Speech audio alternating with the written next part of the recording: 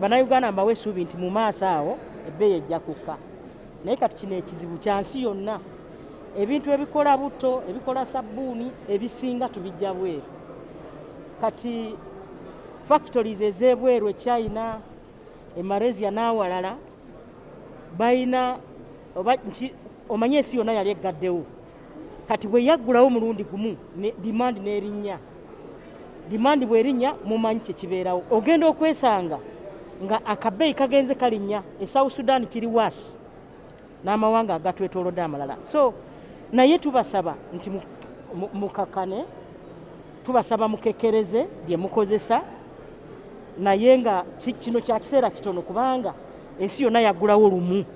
Gavumenti ez'enjawulo nga Kenya wano bakola kye tuyita subsidies kwegamba ebbeeyi ne muyita abantu bali mu stakeholder ya business ne mwogera nabo bagamba tugenda kukola bwetuti salako bbeeyi ne babawaako akantu kwegamba omuntu yandikyajinze sinki 8 omuti gwa sabundi n'akyajinga 15 oba 15.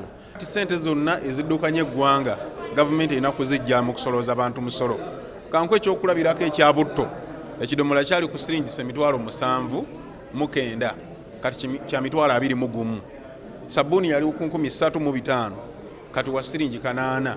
Naye byonna byenjogeddeko bikolebwa wano mu Uganda. Ebbeeyi egiba ku sabbuuni n'ebintu ebingi ebikozesebwa ewaka omusolo abantu baffe bayitiddwamu covid abayiseemu kano ke kaseera gavumenti we yali badde ebaddiza ng'ejjawo omusolo ogwo esolooza ebintu ebirala ebitali essential naye sabbuuni n'ebirala yali badde bigibako omusolo mu kaseera kano ke tulimu akakati abaga. Omusolo gwe tuteeka ku mafuta ewafa nagwo munene ate nagwo guleetawo gutukosa ebbiiti singa gukenderako embeera yandibadde ebako kale